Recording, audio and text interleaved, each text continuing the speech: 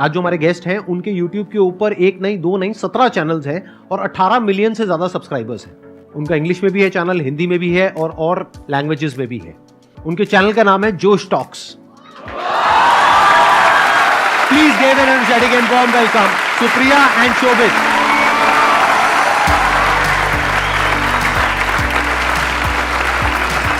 Hi, hello, how are you doing? Fantastic.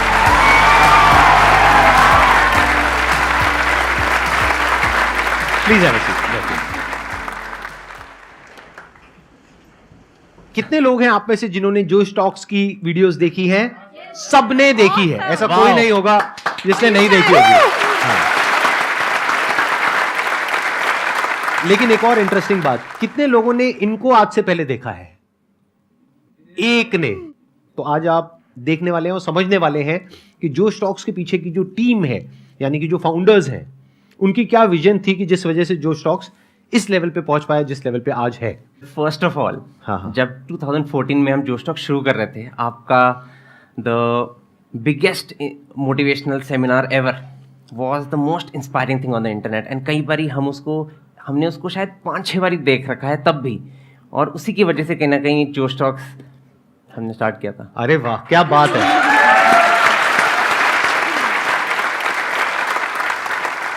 और आप दोनों कैसे मिले? तो एक्चुअली हम लोग एक बर्थडे पार्टी पे मिले थे और वहां पे आपका डिस्कशन ये हो रहा था कि हम जोश टॉक शुरू करेंगे। देखो, एग्जैक्टली, देखो कितने कोई अजीब हो सकते हैं कि बर्थडे पार्टी पे भी दो लोग मिल रहे हैं और यही डिस्कस कर रहे हैं कि हम लोग आई थिंक 20 साल के थे। तो ये क्वेश्चन सबके दिमाग में आता है, राइट, कि करियर में आगे क्या करें, प्लेसमेंट्स के लिए बैठे या ना बैठे, खुद का बिजनेस शुरू करें या ना करें। तो हम लोग भी यही डिस्कस कर रहे थे कि सब लोग इतना कंफ्यूज्ड हैं और कोई एक प्लेटफॉर्म नहीं है जो लोगों को डायरेक्शन दे सके। एंड आई थिंक वो 1.5-2 घंटे बस हम एक दूसरे से ही बात करते रहे। उसके बाद काफ़ी सारी कॉन्वर्सेशंस वाइट बोर्ड सेशंस में बदल गई और फिर हमने एक अजीब सा लोगो बनाया पहला हमारा, जो एक्चुअली फ्लेम्स होती थी। तो हमने जोश को लिखा और उसके साथ आग लगा दी। एंड वी सेड कि बस यही करना है। आपको था शुरू से कि आग लगानी है। हाँ, ठीक है। Absolutely. आपने जो अपना ये चैनल शुरू किया था वो इंग्लिश में किया था, लेकिन आज की डेट में हिंदी वाला जो आपका चैनल है वो सबसे बड़ा है। उस पे ज्यादा सब्सक्राइबर्स हैं और इंग्लिश वाले पे कम है कंपैरेटिवली। हमने जब इंग्लिश में शुरू किया वो हमारा स्टार्टिंग पॉइंट था, लेकिन जो हमारी ग्रोथ हुई वो एक्चुअली हिंदी की वजह से हुई। फिर हमने 6 और रीजनल लैंग्वेजेस में लॉन्च किया, तो मराठी, तमिल, तेलुगु, मलयालम, पंजाबी, बंगाली। तो आज की डेट में जोश टॉक्स 10 लैंग्वेजेस में है। मुझे वो दिन याद है जो स्टार्टिंग वाले थे, इतना डर लगता था कि क्या कर रहे हैं, यूट्यूब चैनल बना रहे हो। और तब यूट्यूब बड़ा नहीं था जैसे आज है, तो किसी को समझ नहीं आ रहा। हम घर पे भी बात करो, बोल रहे तुम क्या कर रहे हो, मतलब ये क्या करने की कोशिश कर रहे हो। और जब स्पीकर्स को इनवाइट करना था तो बहुत ही फनी। तो हमारे फर्स्ट स्पीकर जिनको मैंने कोशिश की थी इन्वाइट करने की, वो थे पापा सीजे, जो एक बहुत ही बड़े कॉमेडियन, स्टैंड अप कॉमेडियन है।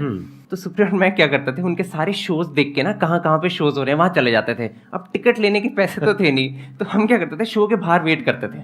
तो हम 4-5 शोज गए। जो 5वें शो गए ना, वो हो रहा था साइबर हब में, और बाय चांस उस दिन उनका असिस्टेंट नहीं आया था। तो शो के बाद उनको अपना 1-2 बैग खुद उठा के लेके जाने पड़ रहे थे और सुप्रिया में भाग के गए। हमने एक बैग पकड़ लिया और हमने बोला हम आपको गाड़ी तक ड्रॉप कर देते हैं, हम फैंस हैं। और वो 4 मिनट की वॉक में from the auditorium till dropping him to his car, we convinced him कि आप जोश टॉक्स में आके टॉक। क्या बात है।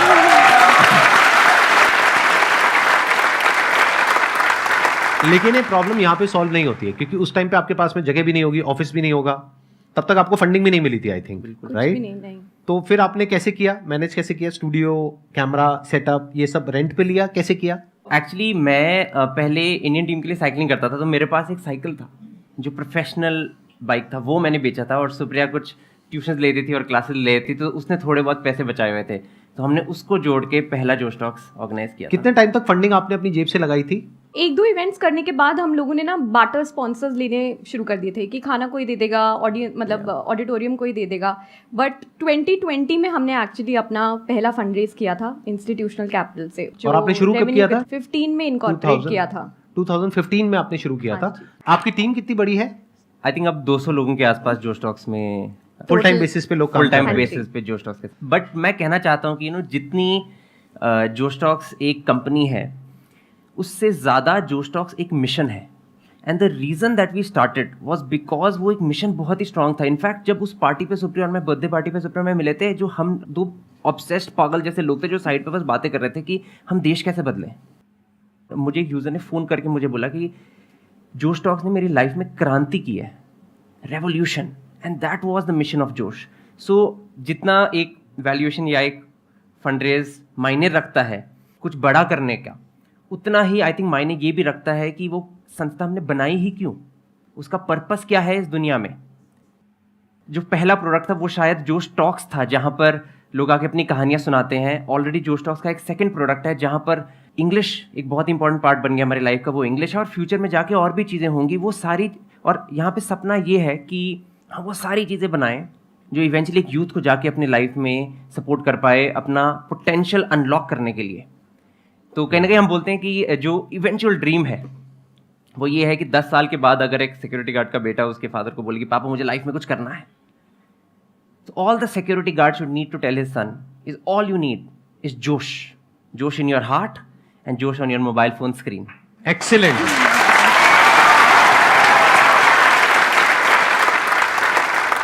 Q&A सेशन शुरू करते हैं। मेरा क्वेश्चन ये है कि जब आपने ये करना स्टार्ट किया तब आपके पास ऑब्वियसली काफ़ी सारी डिफ़िकल्टीज आई होंगी, फेल्यूर्स आए होंगे, तो आपने इस सब से कैसे डील किया? मैं इसको और थोड़ा एक्सटेंड कर देता हूँ क्वेश्चन को कि आपने अपनी पूरी जर्नी में जब तक आपने फंडिंग रेज नहीं करी थी तब तक सबसे बड़ी प्रॉब्लम कौन सी फेस करी? यानी क्या कोई ऐसा पॉइंट आया जब आपको लगा कि अब आगे नहीं हो पाएगा? आई थिंक आज भी वो पॉइंट्स आते हैं। तो ये ना बोलना कि सिर्फ पहले वाले दिनों में फेलियर होता है, आई थिंक हर रोज़ अगर आप एक बिजनेस चला रहे हैं रोज़ उतार चढ़ाव होते हैं और फेलियर तो बार बार ही आता है, बट वो फेलियर से डील करने की क्षमता बढ़ जाती है ओवर टाइम।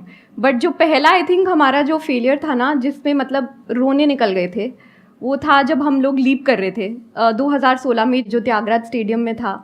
हमें ना कोई ढंग के स्पॉन्सर्स मिल नहीं रहे थे, एंड जो स्पॉन्सर्स थे वो उन्होंने बैकआउट कर लिया 2-3 हफ्ते पहले, और हमारा पूरा इवेंट का लगभग खर्चा था 35-40 लाख रुपए। हमारे बैंक अकाउंट में शायद बचे थे 8 लाख रुपए। हमारे पास प्रोडक्शन वाले को देने तक के पैसे नहीं थे। तब हमने एक हफ्ते पहले तक हम सोच रहे थे कि चलो इसको कैंसिल करते हैं। फिर हमारे एक दोस्त हैं, हम उनको ब्रेकफास्ट पे मिले, उन्होंने बोला कुछ भी हो जाए ये इवेंट तो करना ही करना है। फिर हमने काफ़ी इंटरेस्टिंग चीज़ें करी, बट बेसिकली हमने क्या किया कि चलो स्पॉन्सर्स नहीं आ रहे तो खाने का मेला लगा देते हैं, लोगों को फूड स्टॉल्स बेचते हैं। 60-70 फूड स्टॉल लगे हुए थे, बिकॉज हम लोग 20-20, 40-40 हज़ार जुटा के वो कॉस्ट पूरी करने की कोशिश कर रहे थे। बट आई थिंक एक चीज़ जो उससे ना उस पूरे दौरान मुझे एक बहुत बड़ी रियलाइजेशन हुई कि अगर आप किसी से मदद मांगो ना तो एक्चुअली लोग आपको मदद करते हैं। जो हमारे उस टाइम पे प्रोडक्शन वाले पूरा सेटअप था, उन्होंने आज तक हमसे पैसे नहीं लिए, बिकॉज जब उन्होंने जोश टॉक्स को देखा, जब वो वहाँ आए, उन्होंने ये एक्सपीरियंस किया, उन्होंने बोला कुछ नहीं होता, ये इट्स लाइक कि मैंने ज़िंदगी में कुछ अच्छा कर लिया and this is it for me.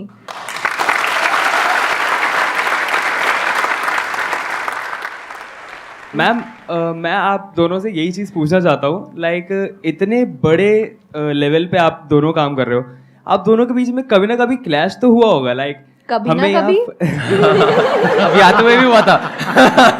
Clash like funding यहाँ डालें, फंडिंग यहाँ डालें, या किसी और को बुलाएं, ऐसा कुछ? क्लैशेस तो हर को फाउंडर्स के बीच में होते हैं, क्लैशेस हर तरह की रिलेशनशिप में होते हैं, घर पे भी होते हैं, राइट। बट आई थिंक जब आपका पर्पस आपके उस क्लैश से ज़्यादा बड़ा हो, जब आपको पता है कि आप किसी मिशन पे काम कर रहे हैं, आपको अपना एंड गोल दिख रहा हो कि हम दोनों उसी रास्ते में चल रहे हैं, तो आई थिंक कि आप चीज़ों को रैशनलाइज करना शुरू कर देते हैं। एंड ऐसी काफ़ी सारी सिचुएशंस होती हैं जब हीटेड आर्ग्यूमेंट्स हो जाती है, फिर हम लोग ब्रेक ले देते हैं कि चलो ठीक है 30 मिनट बाद मिलेंगे, थोड़ा ठंडा होके। फिर ज़्यादातर ऐसा ही होता है कि हम लोग दोनों सेम चीज़ ही कह रहे होते हैं, बस वो दूसरे शब्द में कह रहे होते हैं, इसलिए वो लड़ाइयाँ शुरू हो जाती हैं। बट एक बार ही आप उसको थोड़ा ब्रेक डाउन करो, थोड़ा टाइम दो एक दूसरे को और बोलने की वो स्पेस क्रिएट करो, तो अपने आप ही प्रॉब्लम सॉल्व हो जाती है। आपकी सबसे लंबी लड़ाई कब तक चली है? मतलब कितने दिन तक चली है या कितने टाइम तक चली है? ऐसा कभी हुआ आई थिंक वो नियर बाय वाले ऑफिस में हुआ था ना एक बारी। क्या हुआ था? एक बारी लंबी चली एक और ये मैंने देखा है, ये पता है बड़ा मजेदार। आपको एक पॉइंट बताता हूँ, यहाँ पर अभी आपने एक चीज ऑब्जर्व करी होगी, लड़कों को याद नहीं रहता है। मुझे याद ही नहीं रहता। मेरी वाइफ मेरे को कहती है ना, जब मतलब घर पे ऐसा कुछ भी कि भाई ये हुआ था इतने साल पहले, मैंने कहा क्या हुआ था, मेरा भी एक बिल्कुल यही एक्सप्रेशन होता है, क्या हुआ था, कुछ हुआ था, क्या लड़ाई हुई थी, अच्छा अच्छा, और उसको एग्जैक्ट याद होता है। उसको पूरा वर्ड टू वर्ड पूरी पिक्चर याद है, पूरा वो सारा बता देगी। उस टाइम पे आपने ये कलर के कपड़े पहने थे, ये आपने कहा था, ये फिर ये हुआ था, फिर ये हुआ था, फिर ये हुआ था। मैंने कहा अच्छा जी हुआ होगा, आप कह रहे हो तो सही होगा। हाँ, एनी हाउ आप लोगों ने ऐसा भी कुछ किया होगा कि अपना काम डिवाइड कर रखा होगा, अपना अपना डिपार्टमेंट अलग अलग डिवाइड किया होगा ताकि कॉन्फ्लिक्ट होने के चांसेस ही कम हो। ऐसा कुछ किया आप लोगों ने, या एक ही डिपार्टमेंट को आप दोनों हैंडल करते हैं? हमने ये काफ़ी कोशिश की है कि जो भी हम चला रहे हैं वो सिर्फ हम दोनों पे डिपेंडेंट ना रहे। तो हमारे 6 से 7 कोर टीम मेंबर्स हैं जो डिफरेंट डिपार्टमेंट्स या टीम्स को हैंडल करते हैं। और फिर शोभित और मेरा रोल भी काफ़ी डिवाइडेड है। जैसे मैं बिजनेस को देखती हूँ और फंड रेजिंग, इन्वेस्टर्स एट्सेट्रा, और शोभित प्रोडक्ट संभालता है। ऑल्सो जोश जैसे स्ट्रक्चर वो ये है कि हम 6-7 लोग हैं जो ब्रॉडली जोश टॉक्स को चलाते हैं, और फाइट्स हम सबके बीच में होती है। लाइक हमारी टीम में हर्षदेव, मितुल, शीनब, दर्पण, हम सब लोग हैं जो हर क्वार्टर मिलते हैं और चलाते हैं। और कई बार क्या होता है कि हर्ष का ओपिनियन मेरे से बहुत स्ट्रांग है, तो हमने ये डिसाइड किया है, हमारे कमरे में रूल ये है, जिसका भी सबसे स्ट्रांगेस्ट ओपिनियन है वो जीत रहा है। क्योंकि उस रूम में जो 7 लोग हैं, हम 100% एक दूसरे को ट्रस्ट करते हैं कि we are here to unlock human potential. अगर एक देव का व्यू बहुत स्ट्रांग है कि नहीं शोभित यही करेंगे हम, फिर हम वही करेंगे। डजंट मैटर कि सुप्रिया क्या सोचती है, या शोभित क्या सोचता है, या हर्ष क्या सोचता है। तो the strongest opinion wins. That's the rule we have created and we get over it. आप दोनों की अपनी जोश टॉक है, इन द सेंस कि मतलब आपने कभी खुद कोई टॉक कंडक्ट करी है अपने प्लेटफॉर्म पे? नहीं, तो अभी आपको तक तो घर का है, क्यों नहीं करते? मतलब घर की खेती है। मेरा होता मैं तो कभी नहीं छोड़ता मैं तो हर टॉक से पहले 5 मिनट के लिए आ जाता। चलो डन, फिर आज हम संदीप सर से प्लीज प्रॉमिस करवा रहे हैं कि सर आके जोश टॉक देंगे।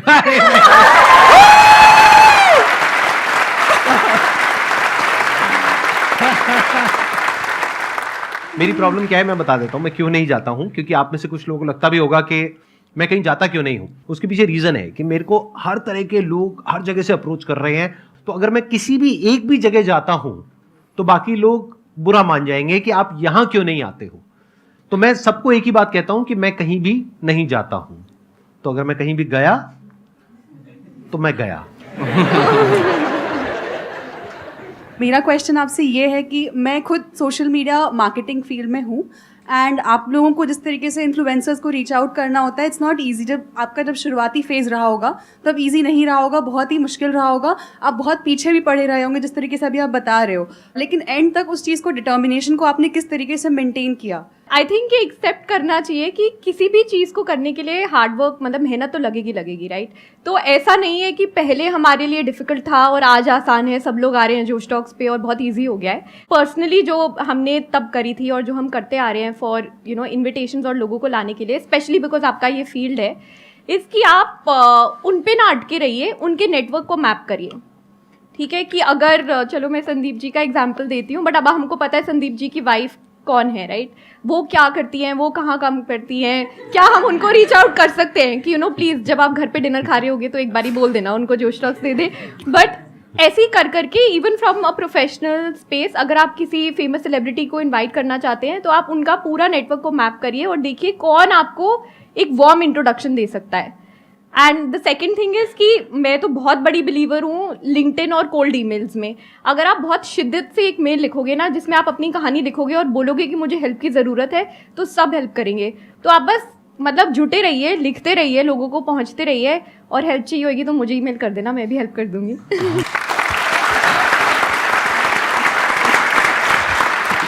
देखो मैं यहाँ पे थोड़ा सा ऐड करता हूँ कि क्या आसान होता है और क्या मुश्किल होता है। अगर आप प्रैक्टिकली रियलिस्टिकली चलोगे तो सब कुछ आसान है। अब प्रैक्टिकली रियलिस्टिकली चलने का मतलब क्या है कि अगर आज ये किसी को अप्रोच करेंगी, 10 में से 5 लोग हाँ कहेंगे, 10 में से 5 लोग ना कहेंगे। आज अगर आप किसी को अप्रोच करोगे तो 100 में से 1 हाँ कहेगा या कहेगी, 99 ना कहेंगे। अगर ये बात आपको पता है तो बहुत आसान है। 100 ईमेल भेजने में क्या देर लगती है? कितनी देर लगती है मुझे बताओ? एक ही तो ईमेल है, वही तो कंटेंट है, बस उसमें नाम ही तो चेंज हो रहा है। 1 घंटा, 2 घंटा, 3 घंटा, 4 घंटा, इतना तो आप इंस्टाग्राम पे डेली टाइम पास करते हो रील्स देख करके। सही कह रहा हूं, गलत कह रहा हूं?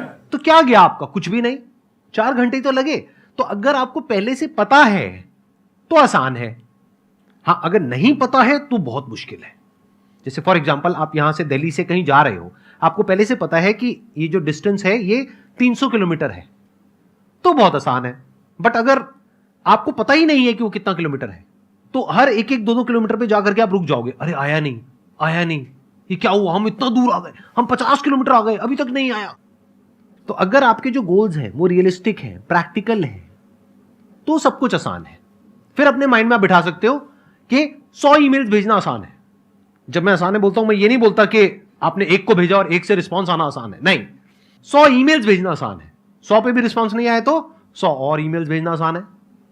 और जब एक दो को आप अप्रोच कर लेते हो ना, तो धीरे धीरे एक नेटवर्क बनने लग जाता है। आज जैसे हमारा एक तरह का एक नेटवर्क बन गया है कि आज मेरे शो में जो भी लोग आए हैं, अगर उनमें से किसी की भी कॉन्टैक्ट डिटेल इनको चाहिए तो ये हमसे ले लेंगे, हमें किसी की कॉन्टैक्ट डिटेल चाहिए होगी तो हम इनसे ले लेंगे। तो बेसिकली एक नेटवर्क बन जाता है। जब आप किसी से मिलते हैं या आप उनसे कोई हेल्प लेते हैं तो आपको हमेशा दिमाग में ये ज़रूरी है रखना कि मैं उनकी कैसी हेल्प कर सकता हूँ या कर सकती हूँ, या मैं उनकी सहायता कैसे कर सकता हूँ। तभी एक रिलेशनशिप बनती है जो over a period of time last कर पाती है। ये नहीं है, क्या होता है ना, कभी कभी लाइक अभी काफ़ी लोग हम लोगों को भी मेल लिखते हैं, वो हमेशा होता है कि वो बस बिना किसी ऑब्जेक्टिव की हेल्प मांग रहे हैं या बिना किसी ऑब्जेक्टिव की चीज़ें मांगी जा रही हैं, तो उससे काम नहीं चलता।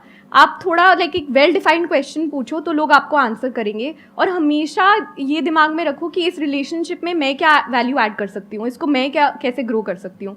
Because at the end of the day everyone is just about relationships.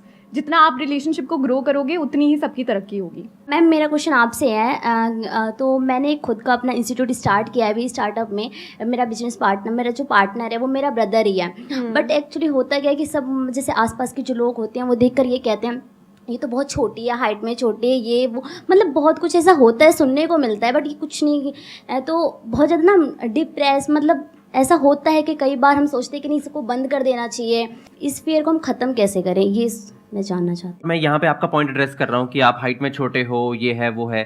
तो हम ना एक मीटिंग में गए थे और ये फेसबुक के ऑफिस में मीटिंग थी। व्हाट्सएप के सीईओ इंडिया आए थे और उन्होंने कुछ इनवाइट किए थे कुछ लोगों को जो अच्छा चला रहे हैं, व्हाट्सएप फेसबुक अच्छे से यूज़ कर रहे हैं। तो वहाँ पे बहुत सारे लोग थे फैंसी कपड़ों में, ये सारा कुछ। और वहाँ पे सुप्रिया और मैं भी गए और मैं साइड में बैठा था। मेरे को डर लग रहा था, इतने बड़े बड़े लोग हैं कमरे में। सब लोगों ने को कुछ बताना था थैंक यू करने के लिए व्हाट्सएप के बारे में या उनको बताना कैसे यूज़ कर रहे हैं। सब ने बोला और फिर एक बारी ना सुप्रिया की टर्न आई बोलने के लिए। सुप्रिया ने शायद 1.5 मिनट के लिए बोला सिर्फ, बट उस बात में इतनी डेप्थ थी, इलोक्वेंस थी कि उस व्हाट्सएप ने फिर इनवाइट किया सुप्रिया को मिलने के लिए। तो अगर आप में डेप्थ है ना, आप किसी की टेंशन मत करो, आप अपने आप पे फोकस करो, अपनी डेप्थ बनाओ और अपने आप को कॉन्फिडेंस करो कि आप कर सकते हो। जब टाइम आएगा ना, दुनिया देखेगी। आप कोई भी काम करेंगे ना तो क्रिटिसिज्म तो आपको मिलेगी। लोग बोलते हैं छोटे हैं, मैंने आज 4.5 इंच की हील्स पहनी हुई हैं। अगर उनको यही दिखाना है कि हाइट पे मैच करने से मतलब आपका जोश मैच हो जाएगा तो हम वो भी कर लेंगे। तो आप हमेशा अगर कोई आपको क्रिटिसाइज कर रहा है ना, उसको आप फेस वैल्यू पे लो। उनके अंदर की इनसिक्योरिटीज़ हैं जो वो आप में कमी निकालने की कोशिश कर रहे हैं, और ये हमेशा होता है। अभी तो आपने अपना बिजनेस शुरू करा है, जब आप इन्वेस्टर से पैसे मांगने जाओगे एज अ फीमेल तब भी आपको प्रॉब्लम होगी। फिर आपके पेरेंट्स बोलेंगे आप शादी कर लो, शादी के बाद बोलेंगे बच्चा कर लो। तो हमेशा ये प्रॉब्लम्स तो अब बढ़ने वाली हैं, तो इसको एक्सेप्ट कर लेते हैं और बस आप जुटे रहो। किसी भी बिजनेस को सक्सेसफुल होने में 7 से 8 साल लगते हैं ताकि वो सस्टेनेबल हो। अपने आप में बस बिलीफ रखना है। अगर आपको सेल्फ डाउट हो जाएगा ना तो आप आगे नहीं बढ़ पाओगे। बस जुटे रहो एंड मतलब सब कुछ आसान है।